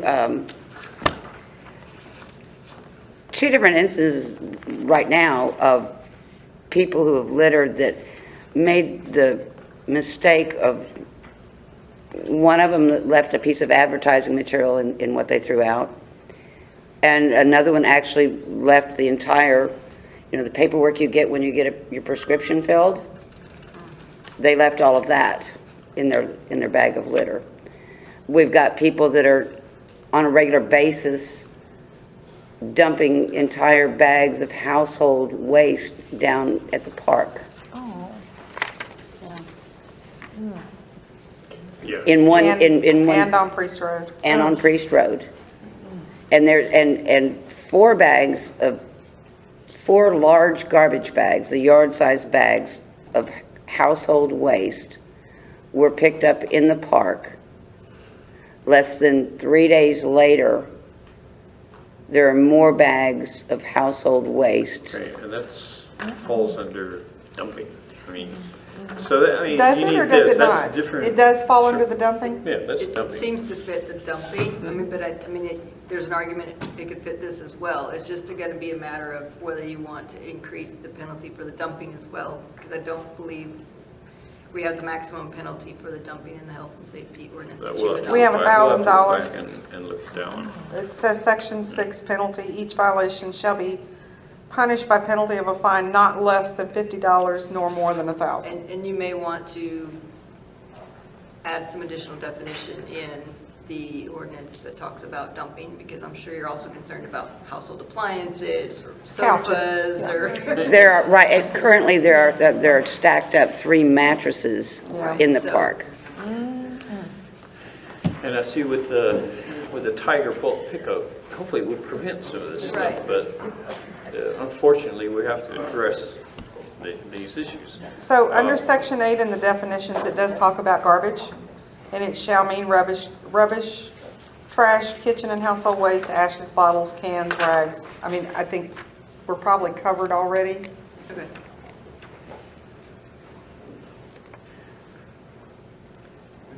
And hazardous waste, okay. Man, it hurts nothing to have another No, it ordinance, doesn't. and it's still included No, in 2 different ordinances. right. It's not an issue.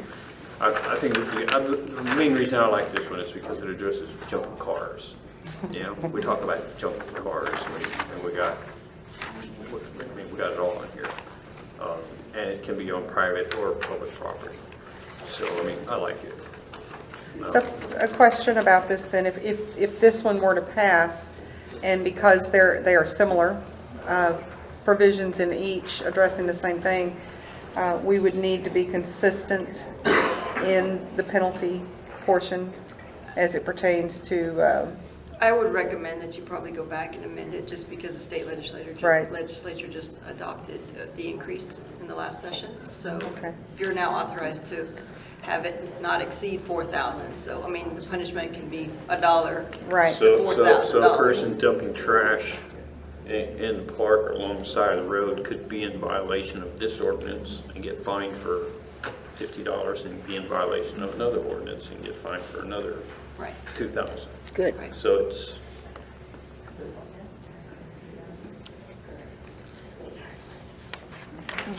Okay. once again, I mean, I like this. I do have a question about the offense and the penalty. It says a fine not to exceed 4,000.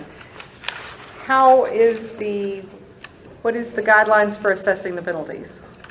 That would be something The you address municipal- with your municipal You mean, court the prosecutor. municipal judge was Perfect. the And judge. penalty, not us. Okay, Not the marshal. Right, so They- again, could be $1 plus court costs up to $4,000 plus court costs. Right. So, $50 and go collect trash for 2 weeks along the I mean, you may roadside. have, just as an example, you may have someone that's a consistent violator, and, you may have started with a $50 penalty, and obviously that hasn't gotten their attention, and right. the prosecutor and/or municipal court judge may decide this guy Okay. needs a $4,000 penalty to get his attention. When I would- Depending on the. With the state, I think on the third, what is it? Vehicle used to commit the offense can be forfeited on the 3rd conviction if it's a Class A misdemeanor. That's the state law. Right. But again, That would be those a higher penalties are court. assessed within the court. Yeah. Okay. Okay.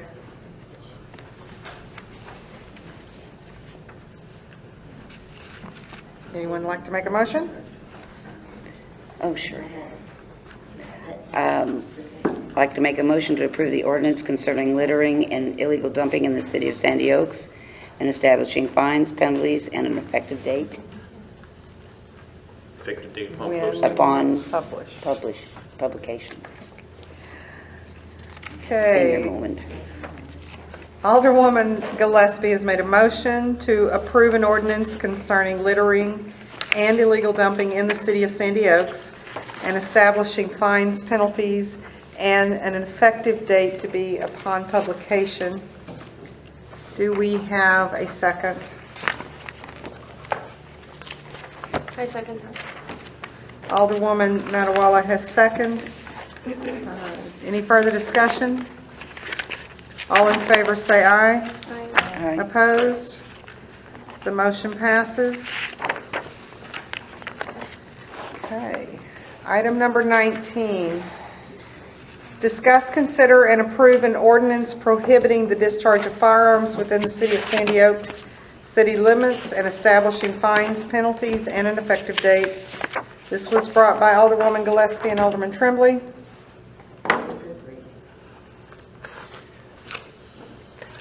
I'll tell you what, Go for it. Go for it.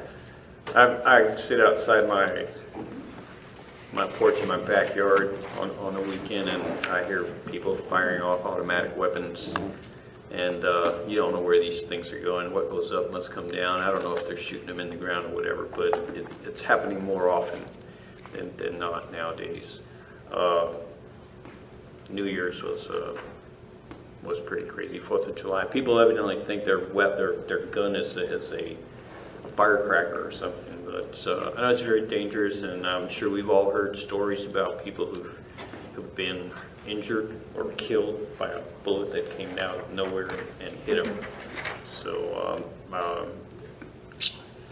just think it's something that needs to be done. It's very prevalent in this city. There needs to be exceptions, so for like protection yourself from That's in- stray that's- animals and things. Okay, the ordinance is written so as to, you can protect yourself. It doesn't prohibit you from protecting yourself or your property. It says discharging firearms within the city. How does the ordinance read? The ordinance, You want to read through some of the points on here? yeah. The exceptions, There are exceptions. This ordinance does not apply to either military personnel, peace officers, or United States, or the state, or any of its political subdivisions while in the performance of their official duties, including a person who is duly appointed animal control officer in the course of a predatory animal, and shall not apply to blank cartridges for show or theatrical productions, or for signal or ceremonial purposes in athletic or sporting events. Discharge of a pellet or BB gun is prohibited on private property, and then only with sufficient backstop to prevent the projectile from falling onto or over the property of another. The discharging of a shotgun is permitted under the following conditions: on private property with the express permission of the property owner, if the person discharging the shotgun has written permission from the owner of the property on or whose property any projectile would fall.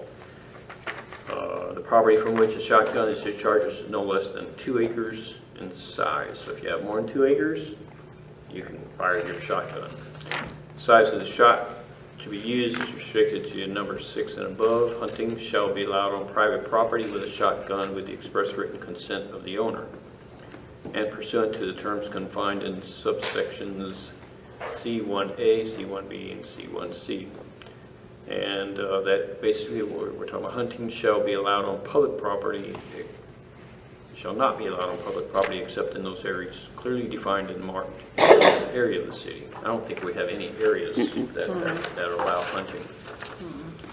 Or for the purpose of defending oneself, another person or property, or for the purpose of defending domestic animals against other animals in accordance with state law. Persons discharging shotguns on a shooting range operated by the United States government, the state of Texas, or political subdivision of the state, or which is privately operated or as authorized or permitted by the city. Persons using any mechanism designed to propel nails, bolts, screws, rivets, or other fasteners so as long as such mechanism was being used for its intended purpose.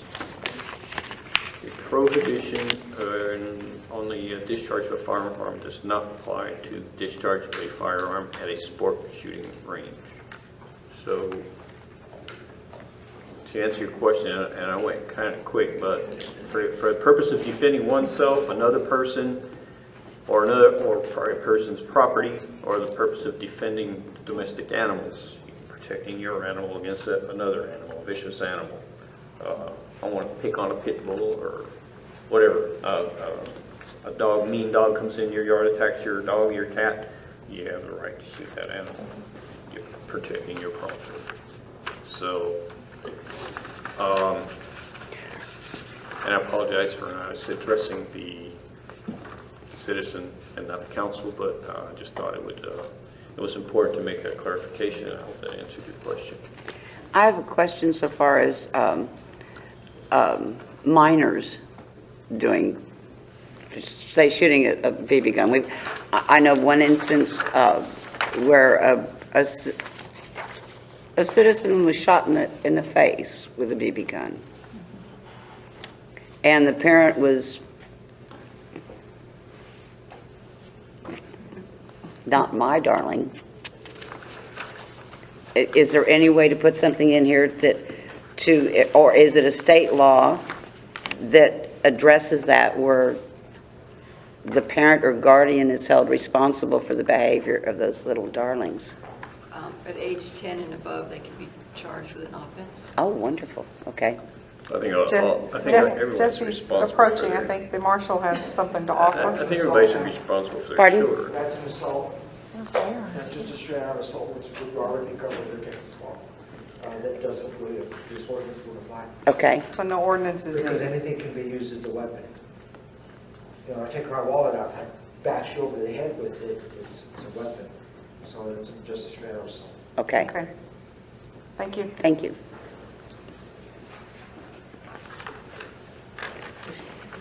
And I will, well, this goes into the next one, but every one of the deed restrictions that I've read so far just flat prohibits the discharge of a firearm, period. There is no exception for defending your property, or defending your animals, or defending yourself. So I think that people need to realize that this is, we're not going overboard here. What do you mean by that? All the deed restrictions for all the properties in Sandy Oaks. I think the intention of the deed restrictions was for the purpose of what we're trying to prevent. Yes, I don't think their intention was to keep you from protecting. State correct, law correct. authorizes you to protect Exactly, yourself and exactly, property. exactly. Kind of like, is it the stand your ground rule? Yes. Stand your ground? Okay, if there's no other discussion, Take a motion. I'll make a motion that we approve the ordinance prohibiting the discharge of firearms within the city of Sandy Oaks, city limits, with the established fines and penalties, with the effective date upon publication. Okay, we have a motion by Alderman Tremblay to approve an ordinance prohibiting the discharge of firearms within the city of Sandy Oaks city limits and establishing fines, penalties, and an effective date when published. Do we have a second? I second. Alderwoman Gillespie, second. Any further discussion? All in favor, say aye. Aye. Aye. Opposed? Motion passes. Item 20, discuss, consider, and approve an ordinance establishing code enforcement regulations. This was brought by Alderwoman Gillespie and Alderman Thomasini. So I guess, BJ, I'll let you run with it. Well, what I've been working on, there are, and I'm going to defer to Mayor Ball on this because I'm having a senior moment. How many different deed restrictions in Oh, good Lord. Waterwood? 40-something? Well, first of all, there's been some question about the deed restrictions that are there, and those were put there as a convenience as nothing else. Yes.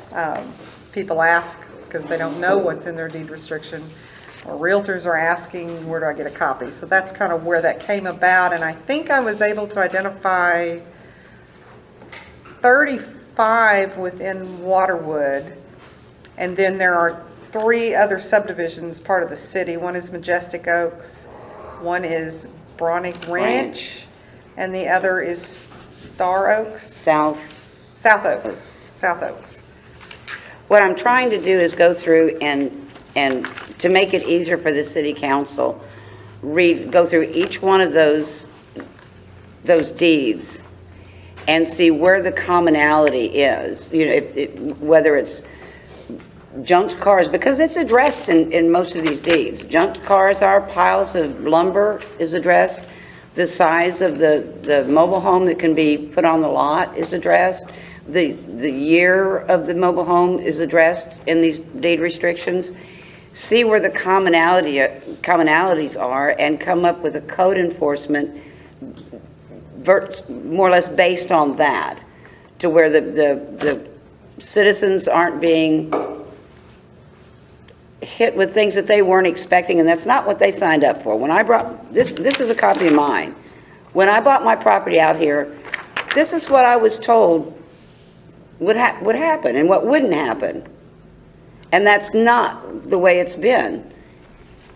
And I think we can address this. I think we can not have a lot with 5 ancient camper trailers on it.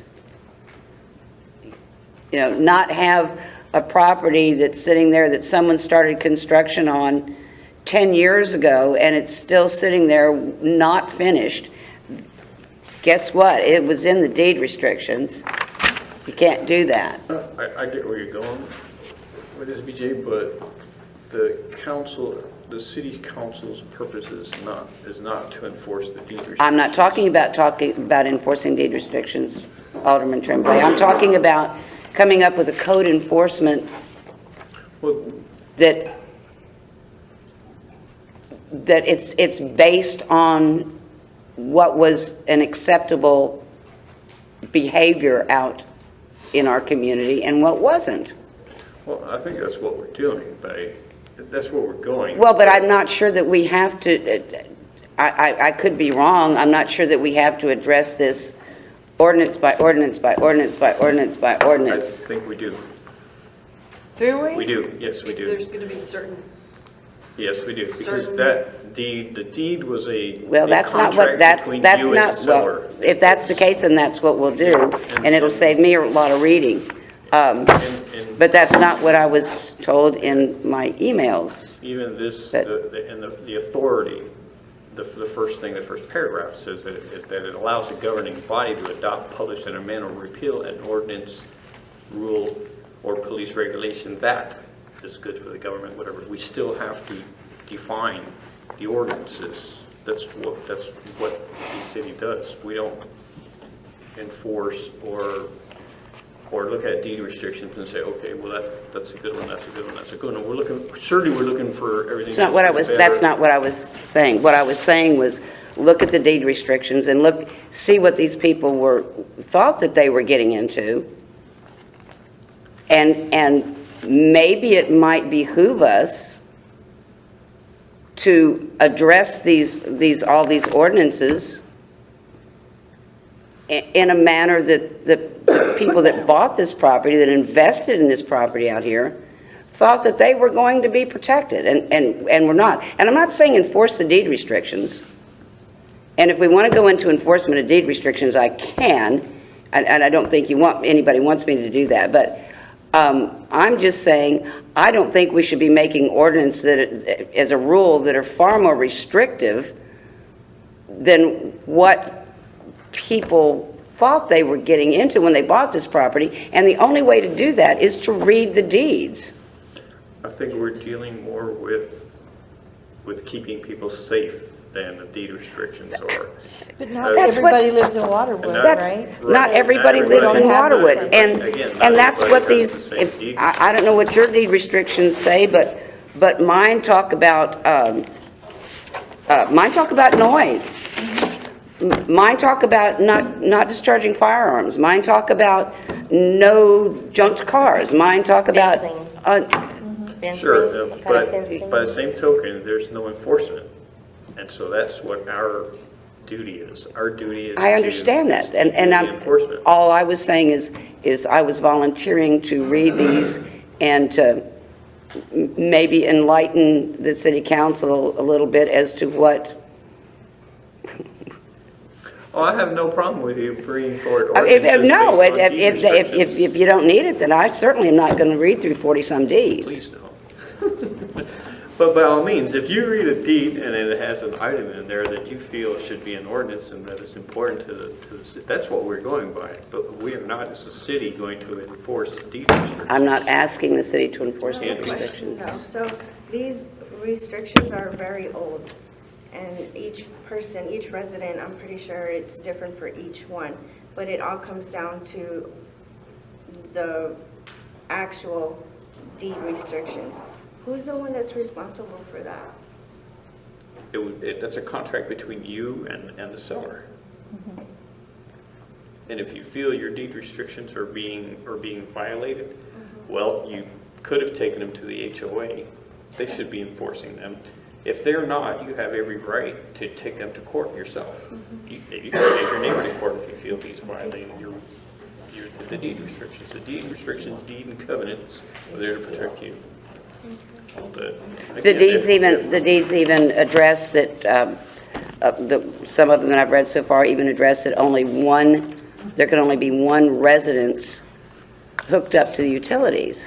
I've seen that. And And I've seen Mhm. more than one Yeah. house on. And if we're going to use, I mean, if we're going to use the animal control code and say, okay, but if your deed says you can, even though we're saying you can't, then you can. So, No, I thought we said city rules were overriding No. deed restrictions. No, we allowed some The specific deed allow overrides. Some specific language. We offered variances. So we'll offer variances. We are offering on a variances. case-by-case basis. So if I'm not mistaken, I think where we're trying to go with this particular agenda item is more along the lines of some of the very obvious things that are occurring in our city. We have some properties that have uninhabitable buildings on them. There is a property that was burned last year. It was an arson investigation. I have talked to the fire marshal about that one. That property has been released back to, it was released back to the owners last year. There is an ongoing criminal investigation, but the property itself has been released back to the owner. What can the city do? What can we put in place to affect change on that property? There's another property that was involved in a vehicular accident. And I know that particular, it's uninhabitable as well. That particular property, the owners received an insurance settlement and they abandoned the property. So what can the city do? What do we need to do to enforce those type of things? What do we do where we see there's another mobile home that was brought in on the corner of, I want to say it's New Mathis and Skyline, I may be mistaken. Very old building was brought in. Deed restriction clearly states they cannot be more than, I think it's 10 years. Is it 10 years? so Something some like of them that. say 3, some of them say 10. So, I mean, there's things like that that are going on, and that's kind of, if I'm not mistaken, that's kind of the comments we're getting from citizens, things that we're seeing. What can we do to address those type issues? I suggest you provide us a list of the types of violations you want to enforce. We can prepare ordinances that address those. You know, we talked about junk vehicles earlier. You're talking about substandard buildings. These are all things that you're going to have to put into ordinance form and assess a penalty for when you do have a code enforcement officer or you have your city marshal issue violations or issue notices of violations, so that down the road, when you have your municipal court in place, Okay, those things can be addressed. But you're going to have ordinances outlining the provisions that you've adopted as a council, okay, the rules that the city and citizens need to follow for lots, for junk vehicles and things like that, and then we'll assess the penalty, publish it accordingly, and then we can take those steps appropriately. Okay. But we need direction from you as to what, there's a million state laws. Right. Which ones do you want to address first, and then we can keep adding. okay, I'm gonna go back to, and I mentioned this to you, just what I had Yes, sent you. yes. Back on the August 13th. 13th, 2015 meeting, agenda item 14, we discussed abandoned and burned buildings. We discussed it after the fire, we discussed it. And actually, the then acting mayor, Ernest Gay, had asked the attorney to write something up pertaining to that. So if you go back and look at the August 13th, 2015 meeting, agenda item 14, we just never got anything back. Well, we never- When We never received anything back, but in all But then it honesty, was the council never we put it on a revisited subsequent it, agenda. So it I never see, came back, okay. so it wasn't revisited. So it's actually, it actually falls under unfinished business. Okay. Because we never went back to it, but we did address it, we talked about it. Right. And now we've got some new council members, so the only folks that are really privy to what we had talked about, Right, the other members need to go back and read those minutes, but we did discuss it, so hopefully we get something going off of that and not have to go back Start and over. and start We can over. draft an ordinance. okay, But perfect. yeah, Yeah, it was August 13th, and I can't remember the agenda item number. 14. 14? Okay. I'll look at it. And I did look at the subsequent minutes and agenda, and it was not on there, So so. when it was brought up, somebody wanted to talk about it for this meeting, so we had already, I know we talked about that, so Okay. it took some digging. Okay. Sure, okay. Okay, so we'll have no action on this item. Okay, number 21, I will entertain a motion. Make a motion, we adjourn? Do we have a second? I start. We have a motion by Alderman Trimley to adjourn and a second by Alderwoman Madiwala. All in favor? Yeehaw. I do have an announcement for everybody that I think you will find interesting. I have been in contact with Tiger Sanitation. We do have a bulk pickup date established. March And it 19th. will be March 19th. I have some more information that they sent me on kind of what you need to do to prepare and timelines and all that. So I'll get that out to everybody. I'll see if I can put it on yours. Yeah. Make just small ones for the other side. I'll get it put up on yours. Okay, and don't forget, guys, empty your binders and give those back. Just all that stuff,